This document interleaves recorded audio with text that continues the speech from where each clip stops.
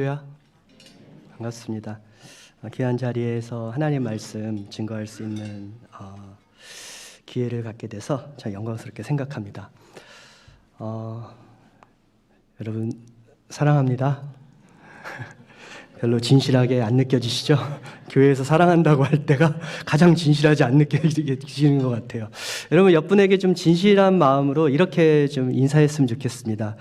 내 이웃을 내 돈과 같이 사랑합시다. 서로 인사하겠습니다. 시작. 내 이웃을 내 돈과 같이 사랑합시다. 확 와닿으시죠? 네. 오늘 제가 여러분들께 좀 익숙한 말씀을 전하고 싶습니다. 마가복음 4장 13절부터 20절 말씀이었는데요. 탕보 하나님이라는 제목으로 말씀을 증거하는데 이 말씀은 이미 다 잘 알고 계십니다. 씨 뿌리는 자의 비유죠. 씨 뿌리는 자의 비유. 오늘 내용 잘 아시는데 이 말씀은요. 마태복음, 마가복음, 누가복음 이 세 공관 복음서에 모두 기록되어 있습니다. 이 비유의 이야기는 두 가지 관점으로 들여다볼 수 있습니다. 실제로 교회는 이렇게 두 가지 관점으로 이 비유를 들여다보았습니다. 첫 번째는 여러분이 너무 익숙한 토양 혹은 밭의 상태에 초점을 맞추어서 말씀을 받는 것입니다. 익숙하시죠? 그렇죠? 두 번째는 조금 익숙하지 않으실 텐데 씨 뿌리는 자의 비유이기 때문에 씨 뿌리는 이의 마음에 초점을 두고 말씀을 받는 것입니다. 먼저 저와 여러분에게 익숙한 토양의 상태, 즉 말씀을 받는 우리 마음의 상태에 초점을 맞춰 말씀을 간략히 살펴볼게요. 이 비유에서 씨는 무엇을 의미합니까? 마가복음 4장 14절 뿌리는 자는 말씀을 뿌리는 것이다. 자, 씨는 하나님의 말씀, 복음입니다. 그리고 밭은요, 말씀을 받는 사람의 마음. 오늘 여러분들이 어떤 마음으로 이 말씀을 받고 있습니까? 그것이 바로 밭이라는 뜻입니다. 비유 속에는 네 종류 상태의 땅이 나오죠. 다 같이요. 첫 번째 길가, 두 번째요 돌밭, 세 번째 가시떨기, 네 번째 옥토, 좋은 땅. 다 아시죠? 그렇죠? 하나씩 빠르게 살펴볼까요? 길가. 길이라는 것은 기본적으로 사람들이 밟고 다니는 지역이죠. 그렇기 때문에 많은 사람들이 왕래할수록 길은 딱딱해지죠.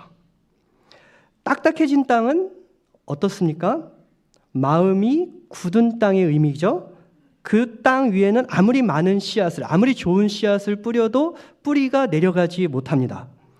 이런 길가 마음 상태의 신자들은 하나님의 말씀을 듣기는 들어도 전혀 그의 삶에 영향을 미치지 못하죠. 이런 분들은 예배하고 하나님의 말씀을 들을 때 주로 어떤 포지션에 앉아 계시냐면요. 예배를 보는 관람객에 혹은 그걸 넘어서 예배를 평가하는 예배 채점자의 자리에 앉아 계십니다. 실존주의 철학자이자 신학자였던 이 키에르케고르는 예배를 연극에 비유하면서 이런 말을 합니다. 만약에 예배를 연극에 비유한다면 그 예배라는 연극의 유일한 관람객은 하나님 한 분이시다. 이런 이야기를 해요. 여러분 이해가 되십니까? 자, 예배는 누구를 기쁘시게 해드리기 위한 행위입니까? 하나님 한 분이요. 그렇죠? 그분이 우리의 예배를 보고 계시고 그분이 받으시고 그분이 평가하시는 겁니다. 그런데 우리는 반대의 위치에 서서 우리가 예배를 드리고 나서 어떤 이야기들을 하죠? 오늘 예배가 참 좋았어. 오늘 예배가 참 지루했어. 오늘 장로님의 대표 기도는 3분 30초를 넘었어. 오늘 찬양팀은 박자가 왜 이래? 그런데 내가 오늘은 오랜만에 마음에 드는 콘티였어. 등등. 설교가 오늘은 예화가 너무 많았어. 혹은 없었어. 혹은 길었어. 짧았어. 등등. 여러분, 이런 예배가 좋았어. 예배가 나빴어. 혹은 예배가 별로였어. 이런 말을 하실 수 있는 유일한 정당성을 가지고 계신 분은 누구시죠? 예, 예배의 유일한 관람객이신 하나님이셔요. 그분이 예배를 받으시는 거죠. 그런데 우리가 하나님의 자리에 앉아서 예배를 평가하고 있죠. 예배를 보는 것, 이것도 잘못된 거지만 예배를 보는 것에 넘어서 예배의 평론자가 되어버리는 우리의 모습. 그런 신자의 마음은 아무리 하나님의 말씀이 강력하게 선포되었다 할지라도 자신의 삶에 그 말씀이 전혀 작동하지 않게 됩니다. 그것이 바로 길가의 마음이죠. 그렇다면 도대체 왜 다른 사람은 다 은혜 받고 변화되는데 말씀을 받는 그 순간에 유독 그 사람만큼은 계속해서 굳은 길가의 마음으로 존재하는 걸까요? 15절 이렇게 기록되어 있습니다. 말씀이 길가에 뿌려졌다는 것은 이들을 가리킴이니 곧 말씀을 들을 때 사탄이 즉시 와서 그들에게 뿌려진 말씀을 빼앗는 것이요. 마태와 누가는 새가 와서 쪼아먹었다고 하고요. 마가는 사탄이라고 명확하게 이야기를 합니다. 여러분, 사탄이 그 마음을 장악한 것이라고요. 하나님의 말씀이 내 삶에 영향을 미치지 못하는 것은 분명한 영적 문제라는 겁니다. 아주 심각한 영적 문제예요. 왜요? 성경에 그렇게 기록하잖아요. 사탄이 그 마음을 장악했기 때문에 하나님의 말씀을 들어도 변화가 일어나지 않는 마음 상태가 되었다는 거예요. 사랑하는 여러분, 오늘 설교가 여러분에게 은혜가 안 된다면 그것은 제 문제가 아니라 사탄이 여러분의 마음을 장악했기 때문입니다. 믿으십니까? 믿으시기 바랍니다. 이게 영적 문제예요. 두 번째 돌밭, 본문 17절은 이렇게 설명합니다. 그 속에 뿌리가 없어 잠깐 견디다가 말씀으로 인하여 환난이나 박해가 일어나는 때에는 곧 넘어지는 자요. 신자의 마음 상태가 돌밭이면 그런 분들은 그 순간 말씀을 기쁘게 받습니다. 은혜를 누립니다. 그런데 교회 밖을 나가서 월요일까지는 잘 버티는데 화요일이나 수요일쯤 되면, 그래서 수요 예배가 있어야 돼요. 사실 월요일이나 화요일쯤 수요일쯤 되면 외부의 어려운 환경을 만나죠. 그렇잖아요. 삶이 세상 고해라며요. 어려운 일들을 만나요. 그러면 주일에 받았던 그 은혜를 홀라당 다 까먹습니다. 말씀의 은혜를 받아서 열심히 신앙생활을 하고 헌신을 하려는 마음을 굳게 결심했는데 갑자기 누가 하나가 내 마음에 안 드는 소리를 해요. 나를 째려보는 시선을 느껴요. 나를 기분 나쁘게 해요. 교회 와서 누구한테 조금만 상처받아도 그럴 때 우리가 주로 하는 말이 뭐죠? 나? 뭐 들었다고요? 시험 들었다고요. 아니, 그동안 하나님이 주신 그 귀한 은혜를 사람의 말 한마디에 외부의 작은 환경에 변화한다 때문에 홀라당 다 까먹는 것, 이것이 바로 돌밭의 마음이라고요. 여러분, 제가 선교하고 제가 목회하면서 그동안 제 설교 때문에 시험 들었다고 말씀하셨던 성도님들이 계셨을까요? 안 계셨을까요? 계셨을까요? 안 계셨을까요? 예, 잘 대답하셔야 됩니다. 저 시험 듭니다. 여러분, 그런 게 시험이 아니에요. 시험은 그런 게 아닙니다. 내가 열받았다, 기분 나쁜 상태가 되었다, 나 삐졌다, 이런 게 시험 든 게 아니고요. 성경이 말하는 시험 들은 상태는 외부의 공격 때문에 하나님이 기뻐하시는 자리에서 서둘러 떠나는 겁니다. 나 못 해먹겠어? 나 저 사람 때문에 같이 못하겠어? 그 자리를 떠나버리는 거, 사명의 자리를 떠나는 거. 여러분, 그게 바로 시험 든 상태예요. 사랑하는 성도 여러분, 돌밭 신자들은 의지가 약한 것이 아니라 사실 말씀이 아직 그 사람 안에 깊이 뿌리내리지 못하였던 그 모습 때문에, 그 상태이기 때문에 돌밭 신자가 되는 것을 기억하시길 축원합니다. 세 번째, 가시떨기죠. 19절. 세상의 염려와 재물의 유혹과 기타 욕심이 들어와 말씀을 막아 결실하지 못하게 되는 그런 마음의 상태. 돌밭이 외부의 공격이라면 가시떨기는요, 그 땅은 내적인 문제예요. 특별히 이 안에 세상 욕심이 많아요. 돈 욕심이 많다고요. 그 돈 욕심 때문에, 세상 욕망 때문에 도무지 더 깊은 헌신의 자리로 나아가지 못하고 늘 주님과 관계를 불가근 불가원, 너무 멀리 떨어져 있으면 약간 거시기 하고, 또 너무 가까이 가면 내 거 다 뺏어서 헌신시키실까 봐 적절한 거리를 유지하고 계신 분들, 여러분, 이게 바로 가시떨기 마음이라는 것이죠. 여러분, 어떻습니까? 어떻게 느끼셨습니까? 하나님을 사랑하는 것이 가장 어려운 이유가 솔직히 뭐예요? 솔직히 말하면 우리가 돈을 너무 사랑하기 때문 아니에요? 그렇잖아요. 특별히 자본주의 사회를 살아가는 여러분에게 내 이웃을 내 몸과 같이 사랑하라는 말씀이 어렵습니까? 아니면 우리가 인사했듯이 내 이웃을 내 돈과 같이 사랑하라는 말씀이 어렵습니까? 후자가 훨씬 더 어려울 거예요. 가까운 곳에서 목회하시다 은퇴하신 한 노 목사님이 실제로 하셨던 그 고백이 기억이 나요. 그 어르신이 연합집회 같은 데 초청을 받으셨는데 갑작스럽게 그냥 허둥지둥 가신 거예요. 가셔서 집회에 참석을 하셨는데 본인 교회와는 다르게 헌금 바구니가 돌아가는 시간을 맞이하신 겁니다. 목사님이 순간 당황하셨어요. 바구니가 가까이 올수록 초조해지시고 지갑을 열어보니까 지갑 안에는 $100짜리 몇 개와 $10짜리 몇 개가 있었습니다. 여러분 어떻게 하셨을까요? 목사님께서 고민을 하시다가 $10짜리를 꺼내셔서 헌금 봉투에 넣고 집어넣으셨대요. 안 보이게 이렇게 주먹으로 들키면 안 되니까요.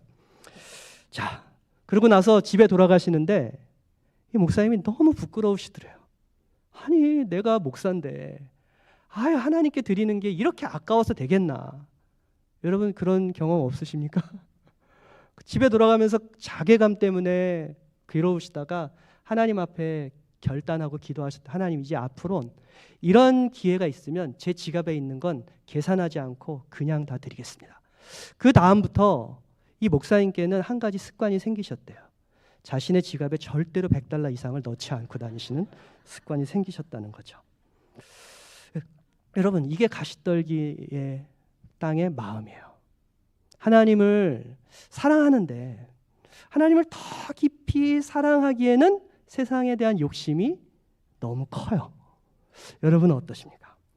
마지막 좋은 땅 옥토는 말할 것도 없습니다. 그 땅은 30배, 60배, 100배 결실을 맺게 되죠. 30배, 60배, 100배라는 건 수사법입니다.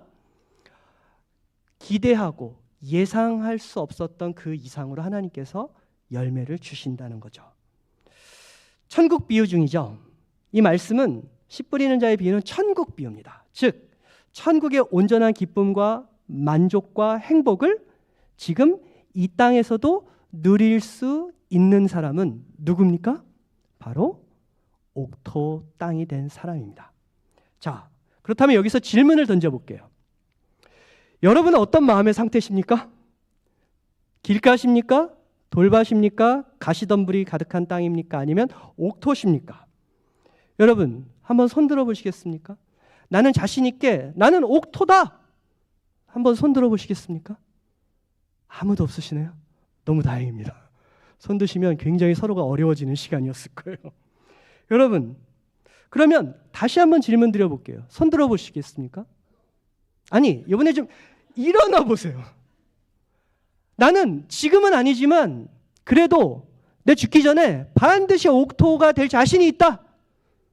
자, 일어나셔서 오늘 집에 가셔도 괜찮습니다. 여러분 사실 이 비유 속에 나오는 네 가지 토양의 상태는 많은 분들이 오해하시듯 구분되어 있는 땅의 상태가 아니라는 거 아십니까, 여러분? 예수님께서 길가, 돌밭, 가시덤불, 좋은 땅, 이 네 땅을 비유로 말씀하셨을 때 예수님 곁에서 이 비유를 듣고 있었던 2000년 전의 팔레스타인 사람들의 머릿속에는 오늘 우리가 그리고 있는 땅의 모습과는 전혀 다른 땅의 모습을 그리고 있었을 것이 확실합니다. 왜냐하면 그 당시에 그 땅의 모습이 우리가 생각하는 우리에게 익숙한 옥토, 길가, 돌밭, 가시덤불 각각 나누어져 있는 땅의 모습과는 전혀 달랐기 때문이에요. 제가 지금 사진 하나를 보여드릴게요. 팔레스타인 농촌 지역의 사진입니다. 한번 보여주시겠습니까? 네, 다음 거, 또 다음 거, 또 다음 거. 예, 여러분 우리가 흔히 생각하는 밭의 풍경은 아니죠. 예, 지금도 팔레스타인 지역의 대부분의 밭은 석회암 산지 위에 형성이 되어 있습니다. 즉 밑에가 대부분 돌이라고요.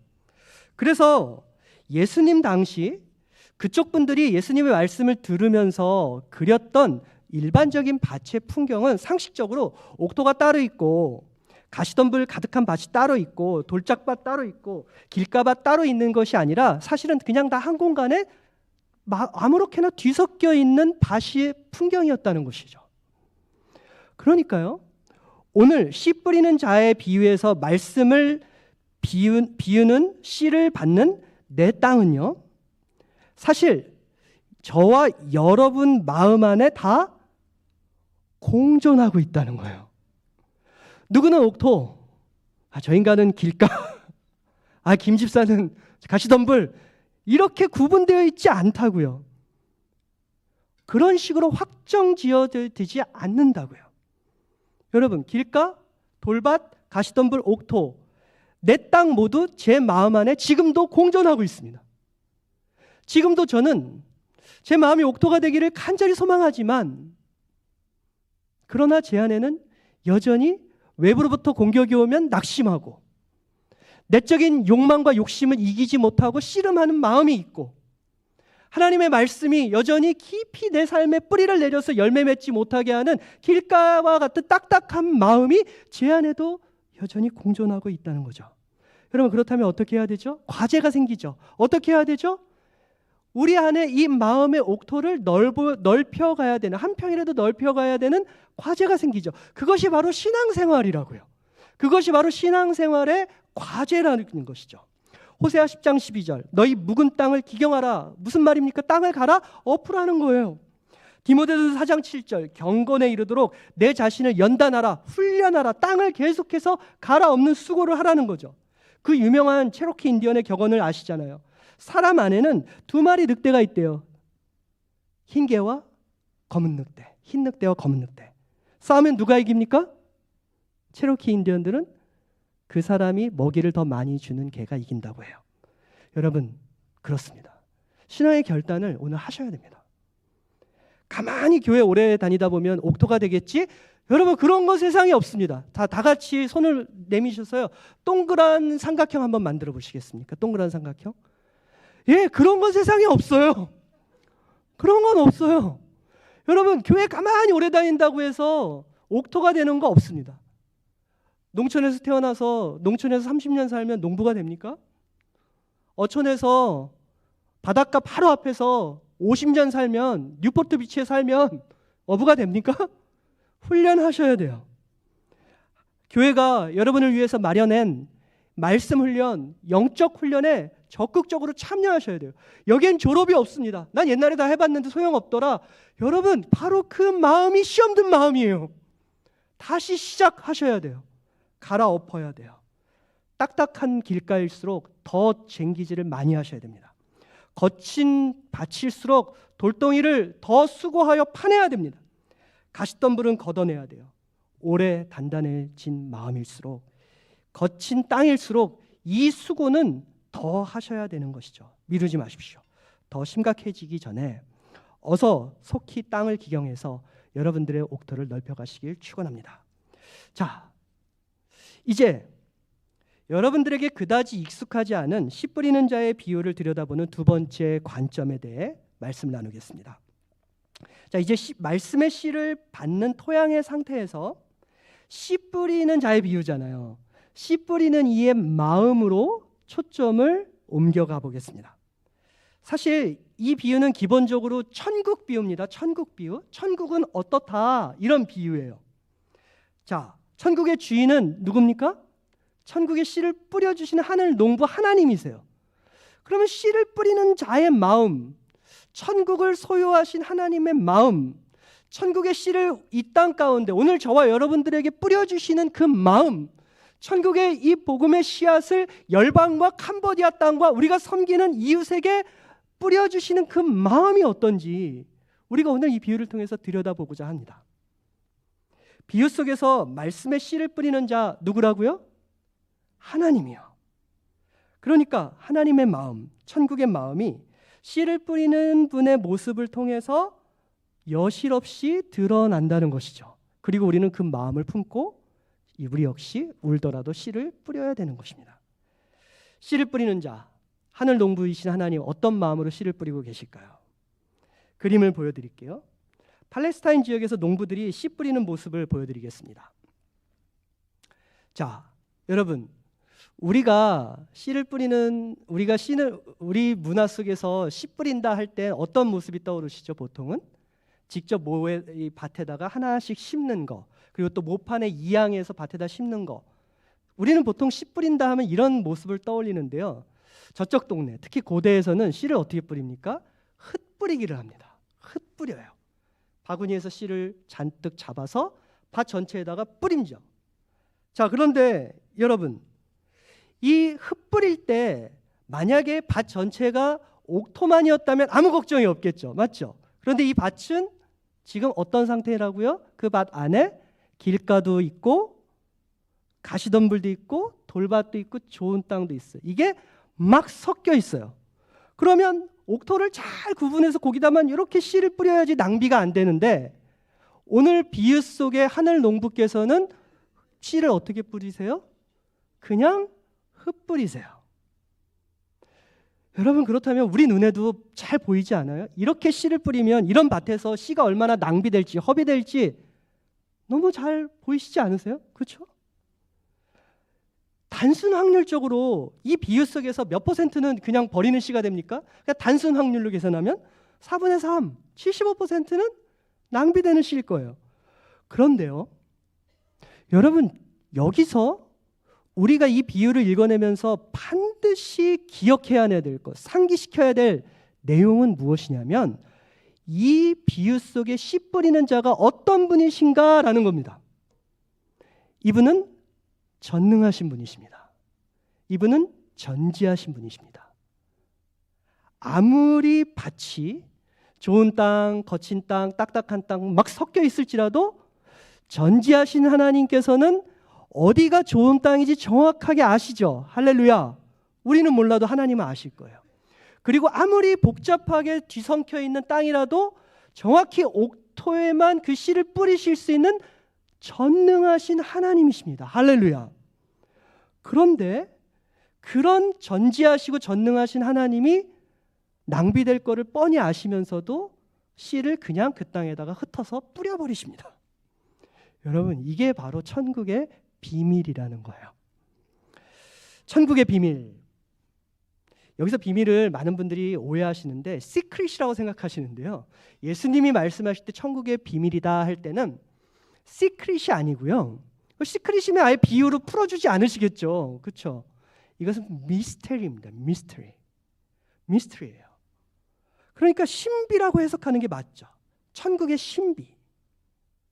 모든 것을 아시는 전지하신 하나님은 옥토가 정확히 어딘지 알고 계시고, 모든 것을 하실 수 있는 전능하신 하나님은 어떤 상황 속에서도 옥토에만 씨를 뿌릴 수 있는 분인데, 하나님은, 하늘 농부는 씨를 허비하고 계시다라는 겁니다. 왜 그러실까요? 이게 바로 천국의 미스테리라는 거예요. 씨를 뿌리는 자, 하늘 농부의 마음 다 이해되십니까? 저는 이해가 안 됩니다. 왜 그렇게 하실까 이해가 안 돼요. 그런데 제가 확실히 하나 알 수 있는 것이 있더라고요. 그것은 무엇이냐면요, 그러한 허비하는 사랑의 천국의 신비가 없었더라면 저는 여전히 버려진 땅으로 남겨져 있을 겁니다. 제가 예수 믿었을까요? 저와 같이 길가와 딱딱한 마음, 가시덤불인 마음, 돌짝밭 마음이 과연 옥토에만 씨를 뿌리시는 하나님이시라면 오늘과 같은 이 신자의 자리에서, 목회자의 자리에서 말씀을 전하고 여러분들과 그리스도의 사랑을 나눌 수 있었을까요? 천만에요. 여러분, 비단 저뿐이겠습니까? 여기에 계신 여러분 마음 모두 안에는 길가에 딱딱한 마음도 있고요, 돌밭에 거친 마음도, 가시에 날카롭고 얽히고 꼬인 마음도 다 공존하고 있잖아요. 그런데 만약에 씨 뿌리는 자 하나님께서 좋은 땅에만 말씀의 씨, 천국의 씨를 뿌려주셨다면 여러분도 애당초 소망이 없는 사람들 아닙니까? 우리는 천국의 신비를 경험하고 천국의 신비를 누리고 있는 사람들이에요. 아멘이세요, 여러분? 우리가 볼 때 분명히 허비될 게 뻔한데 하늘 농부께서는 그때도 오늘도 길가, 돌밭, 가시떨기 땅에도 씨를 뿌리고 계십니다. 이러한 씨 뿌리는 자의 비유를 통해서 우리는 하나님의 허비하시는 사랑을 보게 되죠. 팀 켈러 목사님은 그런 하나님을 The Prodigal God, 더 프로디걸 갓, 탕부 하나님이다라고 표현하기도 했습니다. 프로디걸 무슨 뜻입니까? 해프다 이거잖아요. 사랑에 있어서 해픈 거예요. 그래서 오늘 설교 제목이 탕부 하나님입니다. 지금 이상하셨죠? 탕자에나 쓸 말을 하나님께 쓰다니. 여러분, 하나님은요, 당신의 백성에게 바로 그러한 천국의 마음을 갖기를 원하십니다. 복음을 전한다는 것, 교회가 선교한다는 것, 교회가 교회를 개척한다는 것, 천국 씨앗을 뿌리는 행위 아닙니까? 그런 의미에서 이 교회는 천국의 마음을 어느 교회보다 품고 있는 교회예요. 자랑스러워하셔야 돼요. 천국 씨앗을 뿌릴 때 우리가 꼭 가져야 될 마음이 무엇입니까? 바로 해픈 마음. 계산하지 않고 이건 낭비야 라고 하지 않고 하나님의 마음으로 그냥 허비하는 사랑으로 뿌리는 겁니다. 울더라도 뿌리는 겁니다. 효과적인 전도 전략, 지혜가 필요하고 전략이 필요합니다. 하지만 그보다 중요한 것은 천국의 씨를 지금도 뿌리고 계신 탕부 하나님의 허비하시는 사랑의 마음을 갖는 거죠. 성과, 효과, 열매의 양, 이전의 사랑을 허비하는 마음으로 복음을 누구에게나 어디서든지 뿌리시길 주의 이름으로 축원드립니다. 우리 NLMA 뉴라이프 선교협의회가 어떻게 시작되었는지 여러분들은 잘 알고 계시잖아요.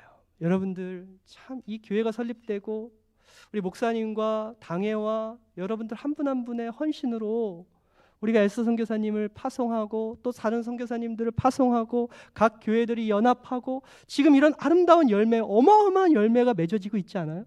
처음에 어떻게 시작했어요? 에스더 선교사님을 캄보디아로 보냈을 때 사람들이 마음의 문을 열지 않아요. 그러니까 농촌에 내려가서 마치 예수님이 마지막 전날 밤에 제자들의 발을 수건과 대야를 들고 씻겨주셨듯이 에스더 선교사님이 사람들의 마음을 열기 위해 농촌에 내려가서 수건과 대야 사가지고 각 문을 두들겨서 사람들의 발을 씻겨주면서 그 사람들의 마음의 신뢰를 얻고 그 후에 그 자녀들이 에스더 선교사님께 찾아오고 바닥에서 빗물 마시면서 전기도 없이 살면서 그냥 마당에다 글씨 쓰면서 영어 가리키면서 그러면서 아이들 키워내고 그분 중에서 목회자가 나오고 돌아와서 교회를 세우고 이렇게 NLMA는 세워져 갔던 거 아닙니까?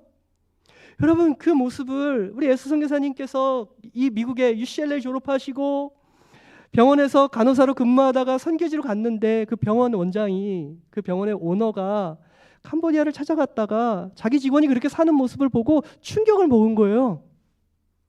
그리고서 이분이 마음에 한 가지 결심합니다. 자신이 어렸을 때 홍콩에서 찢어지게 가난하게 살 때 선교사들이 와서 저희처럼 그 선교사님들이 나를 이렇게 양육하고 사랑해줬고 그 사랑을 허비했었구나. 그 사랑의 열매로 내가 지금 미국에 건너 이렇게 성공했구나.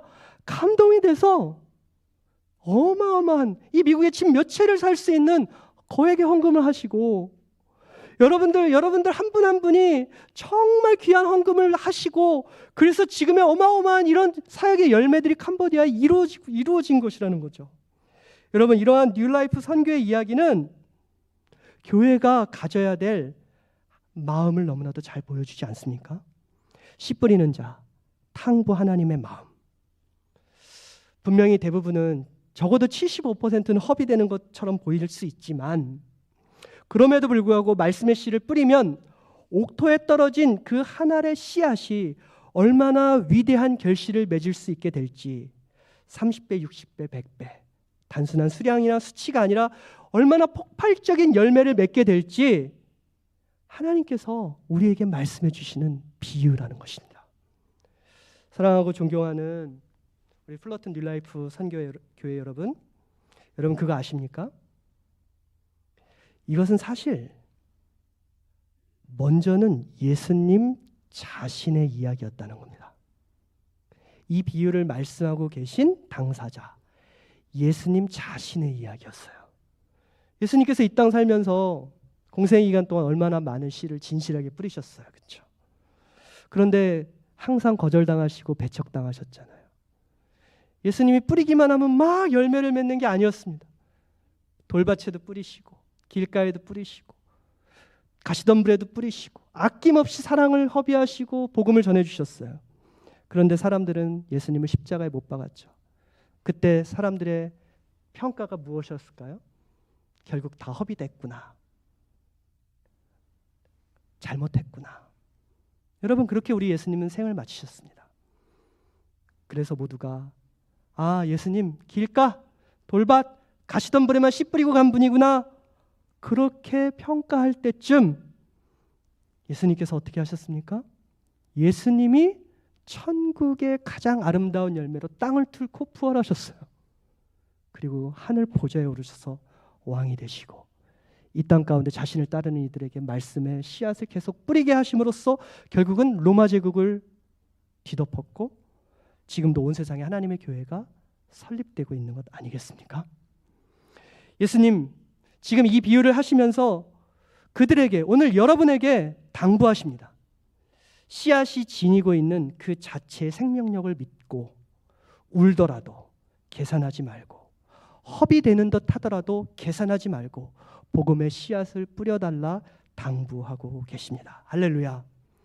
여러분, 저 사람은 가시덤불이야 평가하지 마십시오. 저 캄보디아 멀어, 거긴 돌밭이야, 열매 멀어, 안 돼. 여러분, 누가 그럽니까? 우리 하나님이 뿌리시는데요. 어디에 가시가 있고 어디가 길가 땅이고 어디가 돌밭이고 감히 누가 평가하십니까? 하나님이 뿌리시는데요. 그리고 그 마음을 우리에게 뿌려달라고 하시는데요. 여러분, 사랑은 그렇게 늘 허비합니다.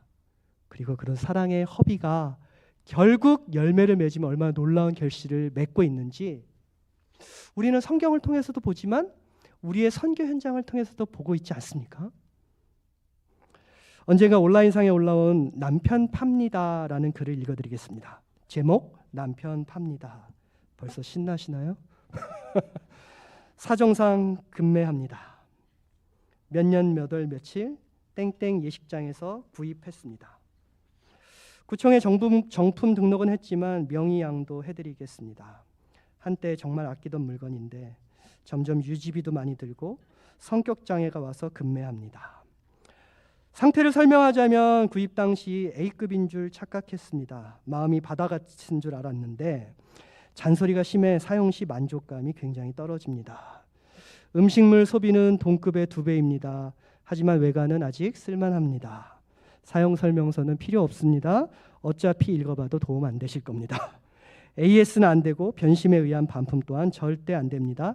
덤으로 시어머니도 드립니다. 남편 팝니다. 여러분, 세상은요, 가치가 사라지고 기대를 충족시키지 못하면 실망하고 버립니다. 남편도 버리고 아내도 버리고 자식도 버리고요. 그러니까 도움 안 되는 친구와 이웃 버리는 것은 물론이거니와 교회 안에서 성가시게 나를 힘들게 하는 교우는 쉽게 버립니다. 하지만 씨 뿌리는 자, 하나님의 마음은 전혀 다릅니다.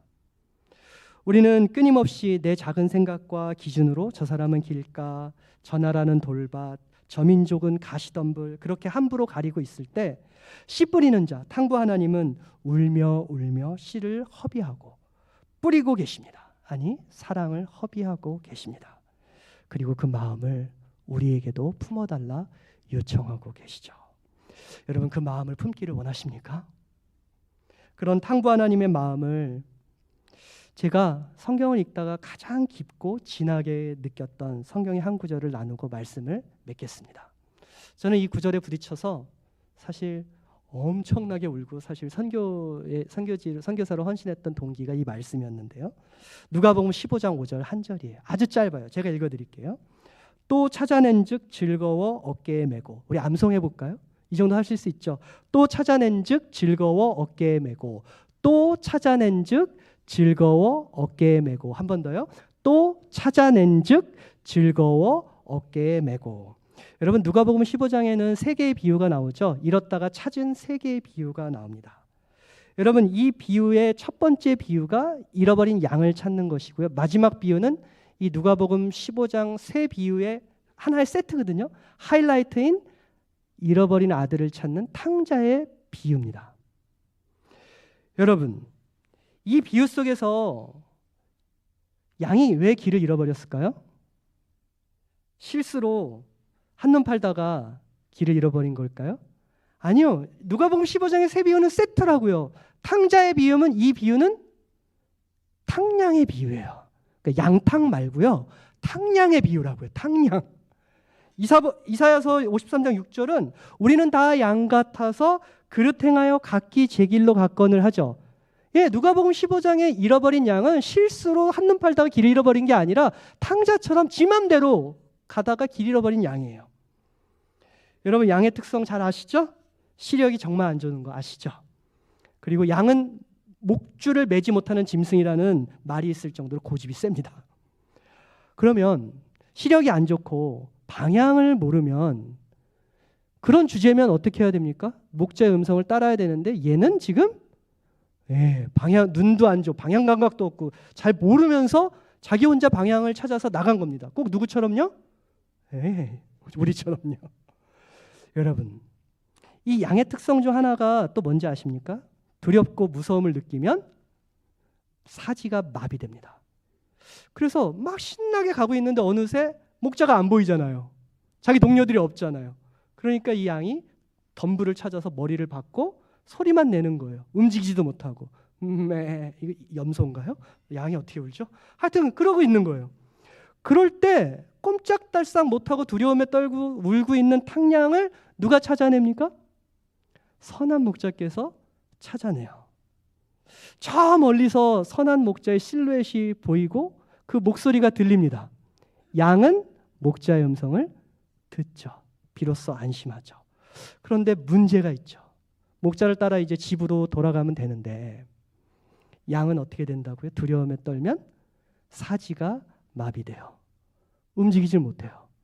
그 양을 목자가 어떻게 하죠? 어깨에 들쳐매고 집으로 돌아오는 겁니다. 이게 누가복음 15장 5절에 나와 있는 구절이에요. 저희 집에 개를 한 마리 키워요. 이름은 벨라. 몸무게는 55파운드 정도 됩니다. 한국에서 오신 분들은 왜 저 개가 마당에 있어야지. 그럼 저희 아내가 항상 저희 집 개 마당에서 키우는 게 아닙니다.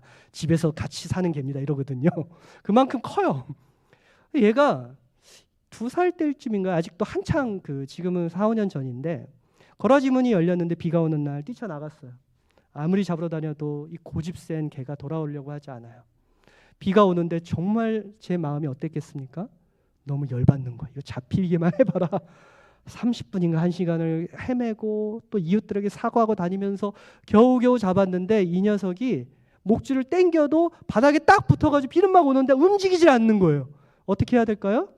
버리고 올까 하다가 버리고 오면 저도 버림받을까 봐 얘를 제가 들쳐 안았어요. 들쳐 안고 한참을 걸어오는데 몇 파운드요? 55파운드. 걔가 축 처져 있잖아요. 가기 싫으니까. 제가 오면서 너무 열받아서 얘한테 제가 그랬어요. 너 한 번만 더 걸어버리면 다음엔 끓여버린다. 구박에 구박을 하면서 정말 짜증나고 화가 난 마음으로 얘를 집으로 데려왔습니다.